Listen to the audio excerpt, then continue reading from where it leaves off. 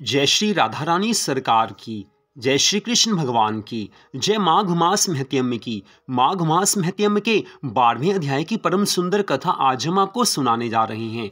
माघ मास में जितना भी हम भगवान की भक्ति करते हैं उसका फल अनंत गुना होकर प्राप्त होता है।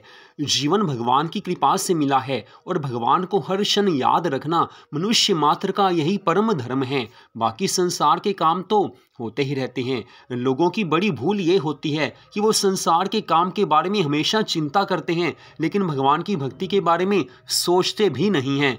भगवान की भक्ति के लिए समय मिल गया तो अच्छी बात है, नहीं मिला तो उनको कुछ भी दुख नहीं होता, लेकिन वो अपने संसार के काम बड़े अच्छे से करना पसंद करते हैं। भगवान की भक्ति की ओर ध्यान नहीं होता। इसी तरह मनुष्य जीवन बीत जाता है और एक समय ऐसा आता है जिस समय हमें इस संसार को छोड़कर जाना पड़ता है। उस समय ये काम धंधे, ये संसार के लोग हमारे काम नहीं आते हैं। उस समय जिसने भगवान की भक्ति की होगी वही भगवान के धाम में जाएगा, बाकी पुनः 84 लाख योनियों में भटकते रहेंगे। संसार में यही चक्र चलता रहता है। भवसागर से पार केवल वही होता है जो भगवान के चरणों में अपने मन को लगाता है। तो माघ मास में भगवान की कथाएं सुनने से, भगवान के नामों का जाप करने से मन जल्दी ही प्रभु चरणों में लग जाता है। तो आज 12वें अध्याय की कथा में वही कन्याएं अपनी माताओं से और बाकी सब लोगों से नरक के बारे में वर्णन करती हुई कहने लगी हैं कि हे माताओं, उपयुक्त कोटियों में से प्रत्येक के 5-5 नायक हैं, उनके नाम सुनो। उनमें पहला रौरव है, जहां देहधारी जीव रोते हैं। दूसरा महारौरव है, जिसकी पीड़ाओं से बड़े बड़े जीव भी रो देते हैं। तीसरा तम, चौथा शीत और 5वां उष्ण है। ये प्रथम कोटि के 5 नायक माने गए हैं। इनके सिवा सुघोर, सुतम, तीक्ष्ण, पद्म, संजीवन, शठ, महामाय, अतिलोम, सुभीम, कंटकट, तीव्र वेग, कराल, विकराल, प्रकंपन, महापद्म, सुचक्र, कालसूत्र, प्रतर्दन, सूचीमुख, सुनेमी, खादक, सुप्रदीपक, कुंभीपाक, सुपाक, अति दारुण कूप, अंगार राशि, भवन, असृक पुय हृद, विरामय, तुंड शकुनी, महासंवर्तक, क्रतु, तप्त जतु, पंकलेप, पूती मांस, द्रव, त्रपु, उच्छ्वास, निरुच्छ्वास, सुदीर्घ, कूटशाल्मली, दुरिष्ट, सुमहानाद, प्रभाव, सुप्रभावन, ऋक्ष, मेष, वृक्ष, शल्य, सिंहानन, व्याघ्रानन, मृगानन, सुक्रानन, श्वानन, महिषानन, वृकानन, मेषवरानन, ग्राह, कुंभीर, नक्र, सर्प, कूर्म, वायस, गृध्र, उलूक, जलूका, शार्दूल, कपि, कर्कट, गंड, पूती वक्त्र, रक्ताक्ष, पूती मृतिक, कनाधूम, तुषाग्नि, कृमि निचय, अमेय, अप्रतिष्ठ, रुधिरान, स्वभोजन, लालाभक्ष, आत्मभक्ष, सर्वभक्ष, सुदारुण, संकष्ट, सुबिलास, सुकट, संकट, कट, पुरीश, कटाह, कष्टदायिनी वेतरनी नदी, सुतप्त लोह शंकु, आय शंकु, प्रपूरन, घोर, असितालवन, अस्थिभंग, प्रपीड़क, नील यंत्र, अत्सी यंत्र, इक्षु यंत्र, कूट,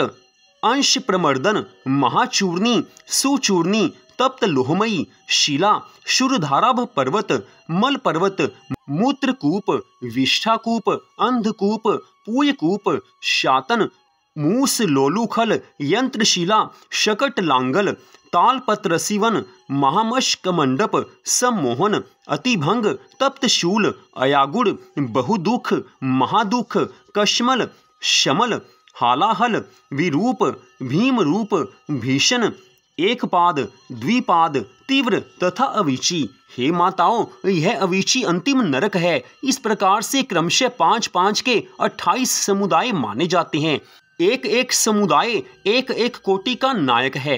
तो इस प्रकार इस कथा में जो यमलोक से वापिस कन्याएं आकर अपनी माताओं को नरक का हाल बताती हैं, उसी के बारे में वर्णन किया गया है। नरक अति भयंकर है, यही वो बता रही हैं। नरक कितने प्रकार के हैं, क्या उनके नाम हैं, सारा कुछ वो यहाँ पर वर्णन कर रही हैं। ये सारी कथा श्री पद्म पुराण में आती है। जी हाँ, माघ मास की इस महात्म्य की ये कथा हम आपको श्री पद्म पुराण में से सुना रहे हैं। आगे वो कन्याएं कहने लगी हैं कि हे माताओं, रौरव से लेकर अवीची तक कुल 140 नरक माने गए हैं। इन सब में पापी मनुष्य अपने अपने कर्मों के अनुसार डाले जाते हैं, अर्थात जिसने जैसा पाप कर्म किया है उसे वैसा फल भोगना पड़ता है, उसे उसी के अनुसार विभिन्न नरकों में भेजा जाता है। जब तक भांति भांति की यातनाओं द्वारा उनके बुरे कर्मों का भोग समाप्त नहीं हो जाता, तब तक वो उसी नरक में पड़े रहते हैं। जैसे स्वर्ण आदि धातु जब तक उनकी मैल ना जल जाए तब तक आग में तपाए जाते हैं, उसी प्रकार पापी पुरुष उनके पाप नष्ट होने तक नरकों की आग में शुद्ध किए जाते हैं। इस प्रकार क्लेश सहकर जब ये प्राय शुद्ध हो जाते हैं तो शेष कर्मों के अनुसार पुनः इन्हें पृथ्वी पर आकर जन्म ग्रहण करना पड़ता है। तृण और झाड़ी आदि के भेद से नाना प्रकार के स्थावर होकर वहां के दुख भोगने के पश्चात पापी जीव कीड़ों की योनि में जन्म लेते हैं। फिर कीट योनि से निकलकर क्रमशः पक्षी होते हैं, पक्षी रूप से कष्ट भोगकर मृग योनि में उत्पन्न होते हैं, वहां के दुख भोगकर अन्य पशु योनि में जन्म लेते हैं। फिर क्रमशः गौ योनि में आकर मरने के बाद उनको मनुष्य जीवन मिलता है, अर्थात नरक की यातनाएं भोगने के पश्चात उन्हें पशु पक्षी आदि विभिन्न योनियों में जन्म ग्रहण करना पड़ता है।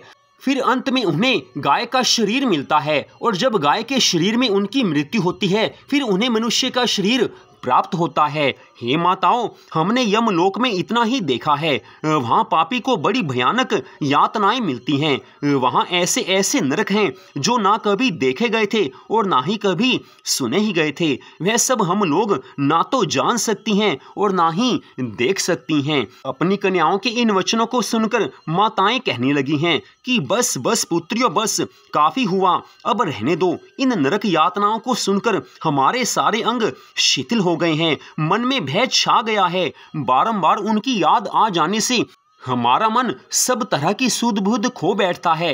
आंतरिक भय के उद्रेक से हम लोगों के शरीर में रोमांच हो आया है। इस कारण अब नरक की बातें सुनाना बंद करो, क्योंकि इस समय हम सब भयभीत हो गई हैं। उस समय माताएं और जो बाकी लोग उन पुत्रियों के इन वचनों को सुन रहे थे, नरक का हाल वर्णन सुन रहे थे, वो सभी काफी ज्यादा भयभीत हुए हैं।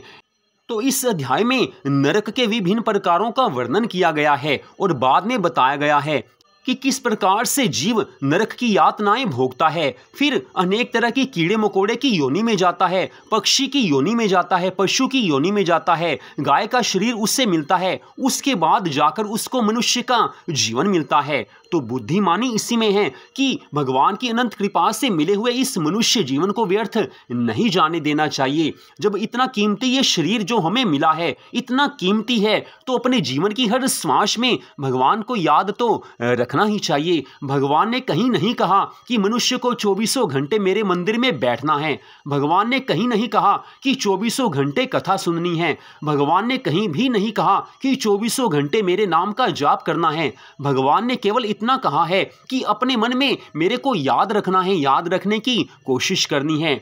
जैसे भी हो समय निकालकर प्रतिदिन भगवान की भक्ति करते रहिए। भगवान तो प्रेम भाव को देखते हैं, 24 घंटे कोई भक्ति नहीं कर सकता, लेकिन अपने मन को भगवान के चरणों में लगाना ये मनुष्य मात्र का धर्म है। कोशिश यही हो कि हमारा हर क्षण प्रभु की याद में बीते। जो भी काम हम संसार का करते हैं, चाहे वो स्त्रियां हैं, वो खाना बनाती हैं, घर के काम करती हैं या कहीं नौकरी करती हैं, उस समय भी मन में भगवान की याद बनी रहनी चाहिए। भगवान भूलेंगे फिर याद कीजिए, फिर वो भूलेंगे फिर याद कीजिए। ठीक ऐसे ही पुरुष हैं तो उन्हें भी अपने काम धंधे करते हुए भगवान को याद रखना चाहिए। भगवान तो केवल कोशिश मात्र देखते हैं, हम कोशिश करते हैं, भगवान उसी में प्रसन्न हो जाते हैं। श्री राधा रानी सरकार इतनी दयालु हैं, इतनी कृपा करती हैं कि मनुष्य मात्र पर उनकी अधिक कृपा जब हो जाती है तो थोड़ी सी याद से ही श्री राधा रानी सरकार अपने भक्तों को अपना गोलोक धाम प्रदान कर देती हैं। यहाँ तो सब तरह के सुख मिलते ही हैं, श्री राधा रानी सरकार अपने भक्तों को सभी तरह के सुख देती हैं। लेकिन जब हमारे इस मनुष्य जीवन की अंतिम श्वास निकलने वाली होती है, उस समय श्री राधा कृष्ण भगवान जी की कृपा से हमें केवल भगवान की याद आती है और हमें भगवान का गोलोक धाम सदा के लिए मिल जाता है, जहां से वापिस नहीं आना पड़ता है। तो हम सबको अपने मनुष्य जीवन में भगवान की भक्ति करनी है और भगवान के धाम को प्राप्त करना है। यही हमारा परम और चरम लक्ष्य है। इसके लिए मनुष्य को हर क्षण भगवान को याद करना होगा। तो आज की इस कथा को आपने सुना, आप सबका हार्दिक धन्यवाद। जय श्री राधा रानी सरकार की, जय श्री कृष्ण भगवान की, जय माघ मास महत्यम की, जय सदगुरुदेव श्री बंसी वाले महाराज की। जय जय श्री राधे, जय जय श्री राधे, जय जय श्री राधे श्याम।